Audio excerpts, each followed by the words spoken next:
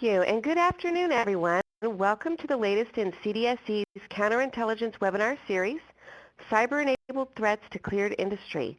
My name is Rebecca Morgan. I'm going to be your host for today, and I'm an instructor in the Counterintelligence, Cybersecurity, and Insider Threat divisions here at CDSC, and I'm really excited about today's topic because it touches on all three of those areas.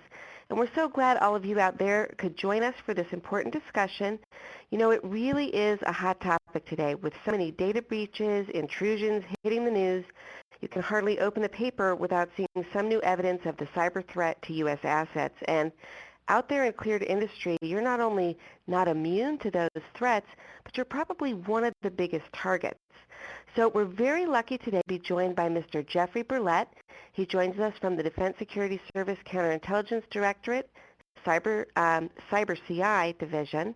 Welcome, Jeff. Thanks, Rebecca, and thanks for having me. You bet. I also want to introduce our producer. We have the lovely Sanda Vega helping us out today. And before we get too far into the webinar, I'm obliged to give you some information about the meeting room itself. First of all, there's a little icon at the top with the arrows. You can use that to enlarge the screen. If you'd like to participate in some of the other features we have, you can click that icon again to go back to the smaller screen. And that'll give you the opportunity to look at our file share box. We have a copy of today's slide presentation there, which you can use to download and follow along. We have some other documents there as well, which Jeff has provided for us, some good recommendations and best practices, which he'll go into a little later in the webinar. To your right, you'll see the closed captioning down below. This is the text representation of today's presentation, and if you'd like to turn that off, there are some instructions in the announcement box on the bottom right. Finally, we have a Q&A box over here. You're invited to submit questions throughout the webinar. We'll try to get to them as best as we can. Anything we don't have time for, Jeff and I will go ahead and answer offline, and then we'll throw it up in the web with our archived version of this series. So without further ado, let's move on to cyber-enabled threats in cleared industry. Today we're going to be covering the role of counterintelligence, and Jeff is going to go into where cyber counterintelligence really fits in with that and how that goes along with the National Industrial Security Program. He's going to describe for us the DSS mission and its role, and then he'll get down in the weeds a little bit on some of those cyber-enabled intelligence activities. At the end, we're going to wrap up with some best practices and some good ideas for mitigating this threat, and then we'll talk about the reporting requirements. So without further ado, I'd like to welcome you once again, Jeff, to our show, and thanks for joining us. Thank you, Rebecca, and again, thanks for having me. First off, I just want to thank everybody for attending the webinar. I hope it's informative, and if any questions come out of this, please put it in the forums here, and if we don't have time at the end of the webinar, I will make sure to answer all the questions that may come about. So on the first slide, I wanted to kind of get into it and describe what is counterintelligence and what is cyber counterintelligence, and then how do these definitions apply to the NISP. Executive Order 12333 defines counterintelligence as means of information gathered and activities conducted to protect against espionage and other intelligence activities, sabotage, or assassinations conducted for or on behalf of foreign powers.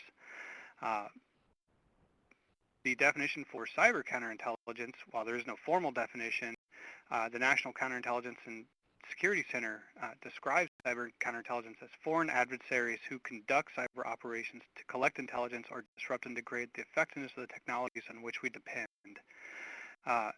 You can see the correlation between traditional counterintelligence and cyber counterintelligence. They intersect where we're talking about foreign actors that act on behalf of a foreign government, and they're using intelligence collection means to gather information and to conduct espionage, to steal science and technology related information, or to conduct sabotage. So how this intersects with the NISP is through the counterintelligence reporting chapters of 1301 and 1302B. 1301 states that contractors should report to the FBI with a courtesy copy to DSS any attempts at espionage or sabotage or any suspicious activity that would reflect that the company thinks reflects espionage or sabotage. 1302B states that any any cleared person working for the cleared contractor who comes in contact with an agent or suspected agent of a foreign intelligence service should report that contact. And it's important to note that those are that contact, as it applies to cyber, is mainly through emails. So when somebody gets a spear phishing email, you may not know it's an advanced persistent threat, which is a term we use to codify cyber actors who work on behalf of a foreign power. However, if you think suspicious, you should report it to DSS and have the DSS Cyber Division make a determination on whether that really is an email that was sent on behalf of a foreign power or not. We follow these things all day, every day. We study the threat all day, every day, and we have a pretty good handle on what is and what isn't. And I'm really glad you pointed this out, Jeff. You know, a lot of people, when they think about cyber and the NISP, get very hung up on Chapter 8 in the NISPOM. Now, that deals exclusively with the certification and accreditation of classified systems. But I think as we go through your presentation and even what you've shared with us so far, the unclassified realm really constitutes a number one domain approach for the cyber threat and these kind of actors, whether advanced, persistent, criminal, or otherwise. And even though DSS does not really have cognizance over unclassified systems, they're not the DAA for that, there's still a requirement to report, as you pointed out, under 1301 and 1302B. So just so that everybody understands, when these activities occur and constitute either suspicious contact or espionage, as you've focused on, or other national security crimes, those all need to be reported. So very good. Now why don't we get into the meat a little bit of DSS's role and mission in this realm? Sure. DSS's mission is to support national security, the warfighter, secure the nation's technological base, and oversee the protection of U.S. and foreign classified information in the hands of industry. Now, the CI mission, how we support the overall DSS mission, is we try to articulate and identify those threats which will try to compromise the classified information. We do that through our analysis and our collections out. Undoubtedly, you've had contact with our counterintelligence special agents who are responsible for dealing with counterintelligence matters within cleared industry or out in cleared industry, and then back at headquarters within my division, we're the ones that are evaluating all the suspicious contact reports that come in and trying to not only attribute the activity to a state-sponsored actor or working on behalf of a state, is we're also taking that information that industry reports, and we're trying to refer those things out to other agencies such as the FBI, or NCIS, or Air Force, OSI, agencies that have the authorities that can conduct operations to engage those adversaries and help degrade their capabilities. So within that, you can also see our scope, which is 10,000 companies, 13,000 facilities, 1.2 million people who hold clearances out in cleared industry, and then you can see some of our challenges. We have one CI special agent that covers about 260 facilities, so they have quite a challenge to collect all the reporting that's happening out in the industry and facilitating the analysts and the analytic mission and facilitating the other government agencies that can engage the adversary. And that is a pretty crazy ratio. But you know, the number I'm hung up on here is that 12% of facilities report. And I'm hoping some of the information that you provide today will encourage others to recognize these suspicious contacts when they occur and go ahead and report them in. So let's move on and talk a little bit about some of these suspicious contacts or some of the ways that cyber approaches may be happening out there in industry. Yeah, so for the purpose of this briefing, I kind of took a different route and tried to apply how the cyber threat enables traditional counterintelligence activities or human activity, collection activities by foreign adversary. And so what I did was I married up the methods of operations that we categorize information in, or the DSS Intelligence Division categorizes information in their trends, to how cyber enables those things. In just a shameless plug for the Intelligence Division, the FY15 trends just hit the street, I think, on Monday. So I would encourage everybody to talk to their counterintelligence special agent or their industrial security rep and try to get a copy of the trends. There's some really good information in there and really insightful analysis done by my counterparts over in the Intelligence Division. So as it applies here, on the next couple slides, you'll see the MOs, but on this particular slide, I kind of grouped three of them together: academic solicitation, seeking employment, and exploitation of relationships, because they all kind of take advantage of a common theme, which is trust. So within academic solicitation, a foreign student or somebody posing as a foreign student tries to contact a cleared U.S. professor, either working, within industry or working at a university, and has cleared contracts in which he's doing classified research. That foreign student tries to build a rapport with the professor through emails, trying to solicit him for maybe a position, to study underneath him, or what have you, or maybe talk to him, try to solicit information about his classified research. So already, cyberspace plays an important role in the academic solicitation. But to further that trust relationship, what we've seen before is these actors are actually, after a while, they're sending information over to these professors that are weaponized. So documents and spear phishing emails. And what I consider a weaponized document, spear phishing email, is a document that has been altered in such a way to where, once opened, malicious software will download onto a computer unknown to the actual user. And so this is kind of a common theme that happens seeking employment and exploitation of relationships as well.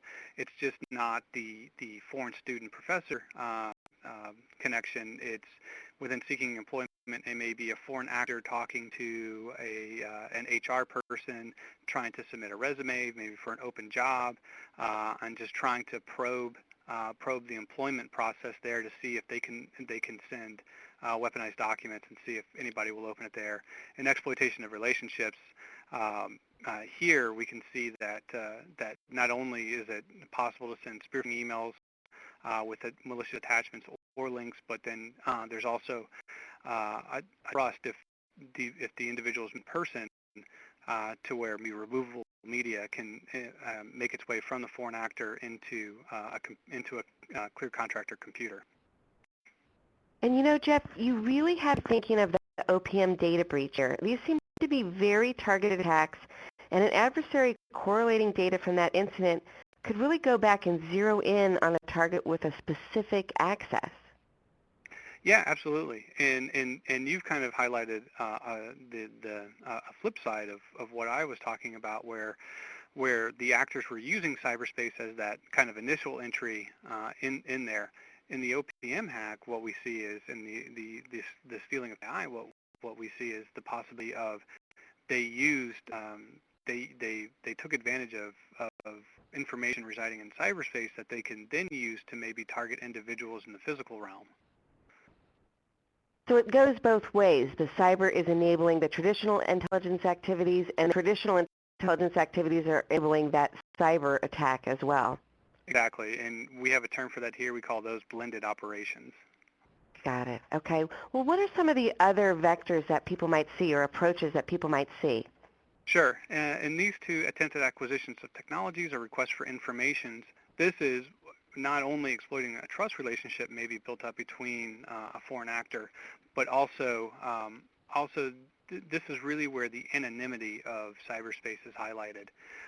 We've seen lots of reporting come through over the years where front companies that are companies trying to acquire technologies for individuals or other countries that maybe we have an embargo against, are trying to acquire restricted technologies for those companies, can really hide themselves well in cyberspace. They can create backstopped profiles, and by that I mean create completely fake personas, companies, all their registration, credit cards, any type of research you do may show that this company resides in, let's say, Canada, but in actuality they reside in maybe Singapore, which would then funnel the technology maybe to Iran.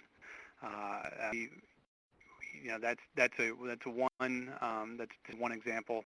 The other is requests for information.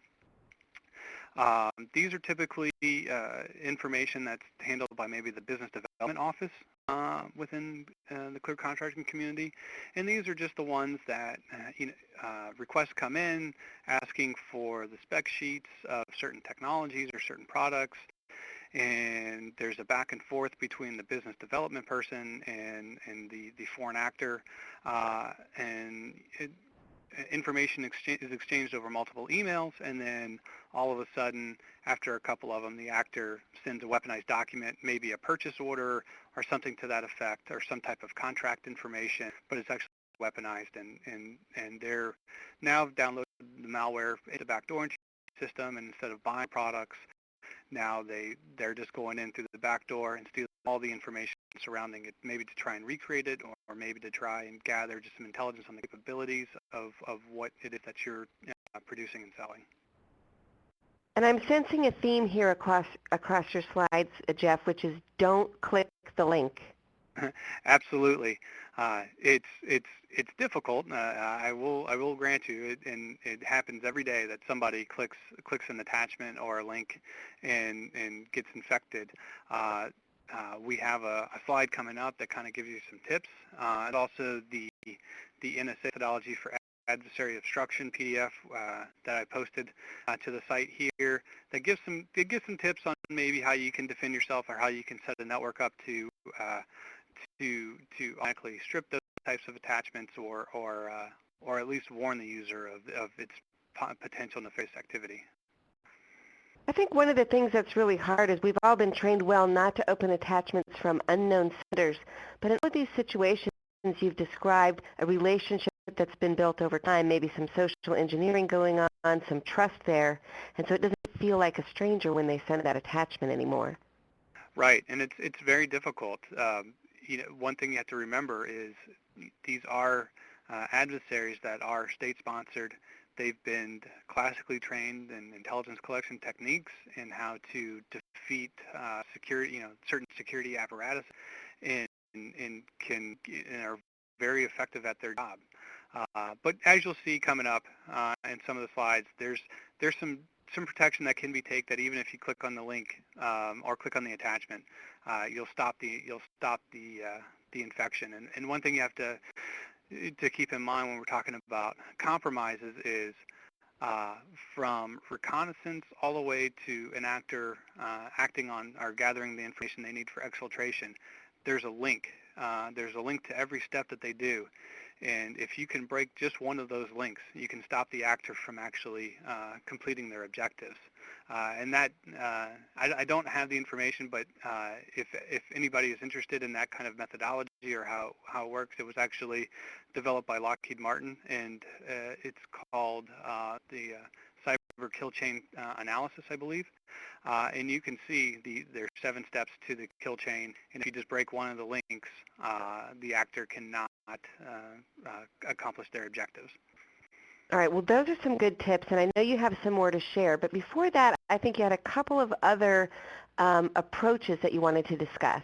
I do, and these 2 foreign visits and the potential espionage indicators, or the insider threat, is the cyber-enabled activities that most directly can affect the classified networks. And they do this through the use of removable media, some thumb drives, CD-ROMs, things of that nature. Within foreign visits, these are individuals coming from foreign countries. Maybe they're associated or work for foreign militaries or foreign governments, and they come in maybe just wanting to learn more about your company or what you do, or things of that nature. And it could even be representatives of a business that is headquartered in a foreign location. They come in, they want to give a presentation about who they are and what they do. They don't bring a laptop with them or any type of device which they can give their presentation, but they do have a thumb drive with the presentation on it, and then they ask to use your computer to do the presentation. Once the thumb drive's inserted, everybody can guess what's going to happen from there. The malware is going to download onto a system. It's going to install a backdoor, and it's going to allow access for actors to come in at a later date. The insider threat is in a similar vein where there's multiple different things that an insider threat can do, but one of the most damaging ones that it can do to use cyber-enabled technologies is to take a thumb drive, insert it into a classified machine, gather as much data as they can, and then walk out of the facility with the thumb drive, or potentially get the information to a foreign adversary through the network or what have you. It's a very real problem and a very dangerous problem. In fact, if anybody can remember about a year ago, and if not, I highly encourage you to look up the story. There was a story about an individual. His name was Sue Bin, and he was placed under arrest because he was actually working on behalf of a foreign power, and he was recruiting people within the third industry specifically to steal information from networks that were not connected to the internet. So either we consider those air-gapped networks, and those are research networks, proprietary networks, or classified networks. So if you're interested, I highly encourage everybody to go out and read that story. It's very interesting. That was a great case, Jeff. I'm glad you brought it up because it really shows the combo effect. He was hacking into connected networks, and then at the same time using some social engineering methodologies to get other individuals to get to those air-gapped ones. And by combining both of those bits of information, he was able to do some serious damage. And the companies that he attacked were not small companies. They were companies that have big, robust IT departments, good cyber defenses, but it happened anyway. I think that really goes back to the damage that can come from that insider threat, and I'm so glad you highlighted that here. I know a lot of our listeners are from industry and are thinking about that conforming change too that's going to be coming out to the NISPOM, probably be out sometime before the end of the year, that's going to have a number of requirements, and this is why, because not only can a malicious insider cause damage, but there's that unwitting damage as well. I just had a coworker tell me that he once worked with somebody who had a thumb drive which he marked with three different folders. One was SIPRNet, one was NIPRNet, and one was home. So he was thinking that he was keeping all the information separate by holding different folders, but he was putting that same thumb drive into each system. The protocols are there for a reason, and we find that people that don't follow them, either wittingly or unwittingly, are infecting systems, exfiltrating data, etc. So I'm really glad you brought it out as one of the cyber threats. Absolutely, Okay. and what you pointed out was really the biggest vulnerability in cyber, with cyber-enabled threats, is user education and awareness. That's the biggest threat, because no matter what, almost always it's a user that has to initially enact or initially click a link or an attachment or conduct some type of activity which will then compromise the network. So if you can stop the user from doing that, you can defeat the adversary. Now, speaking of defeating the adversary and that cyber threat, you have another slide here that goes into suspicious network activity, and I think this is what a lot of people think of more typically when they think of the cyber threat. This is what the DSS Counterintelligence Cyber Division focuses on most from a day-to-day basis. These are all the activities surrounding attempts to compromise networks, whether it be classified networks or unclassified networks. The number one cause still, and it has been for the 6 years that I've been in this position, is spear phishing. The actors and the adversaries do this because it's low cost, a high success rate, and very low risk, and it works. And it goes back to user education, awareness, and training people to not always question an attachment or link before they click it. No matter whether they trust the individual or not. Always question it and wonder if it really is malicious or not. Another thing we kind of look at is compromised credentials, and we see this often in combination with spear phishing, where an individual will be sent an email asking for a password reset, maybe to their webmail accounts or other accounts that they may have, but in actuality, they are just either sending an email back to a foreign individual or an adversary, or they're going to a website controlled by an adversary, inputting their username and passwords into the website, and now the adversary has username and password to which they can now remotely log into maybe a network or things and use your legitimate credentials to then conduct their nefarious activity. Another thing that's starting to really bubble up to the surface also is website compromises, also known as strategic web compromises or watering holes. And these are compromises where adversaries actually just pick a website that they think their intended target would navigate to at some point. They would compromise the website with some malicious code running on the website. And then once the individual navigated to the site, that malicious code would automatically run, installing malware unbeknownst to the user. The one caveat with this compromise is it's not very selective, and the adversary has to hope that their intended target actually navigates to the website, but they do end up getting a lot of compromised systems that they have no interest in, just because of all the people that would navigate to a website. And one other thing that we see of, and we're starting to see a lot of over the last 2 years, is the role of social networking sites playing into human activity as well as cyber activity. We're seeing, much like the first slide we talked about, leveraging the trust. This is another avenue that the adversary uses, where they create a fake persona. They will find targets. They will engage them over the social networking sites, and then over time they may send them a spear phishing email that has a weaponized attachment, and hope the user would click the link or the attachment and compromise themselves. Beginning to run a little bit low on time, Jeff, but I really want to get to your slide that talks about some of the actions that companies can take to protect themselves. And you mentioned training and awareness, which is not a sexiest or most expensive toy out there, but it is very effective. So we definitely want to highlight that. But it looks like you've got some other good suggestions for us as well. Right, and DSS is not in a position to recommend any devices or any certain vendors that do computer network defense. All we can really advise you on is just some basic hygiene, network hygiene, and good practices and best practices. Maintaining good network hygiene. This is upkeep the patch level of the networks, all your software and all your hardware. They require routine patches to fix vulnerabilities that are identified after they're produced. So maintaining updated patches is always good network hygiene, and probably stops about 90% of adversary activity. We also ask that you implement good firewall rules. Make sure the traffic passing through your firewall over certain ports is the right traffic. We see a lot of times that certain ports are open that shouldn't be open, and traffic is flowing in and out of those ports, and that's never good. The other thing we talk about is to block certain file extensions, maybe at the email gateway. Executable files, compressed files, those are your zip or your SCR files. And the VBS files, and those are macros within Microsoft Office documents.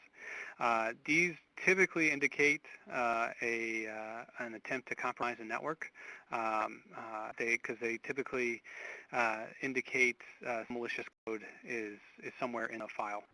We also ask you to try and block dynamic DNS domains. These are almost always encoded in malware, and it's a way for malware to get on your system, the malware that is on your system, to receive command and control instructions from multiple different locations without being blocked.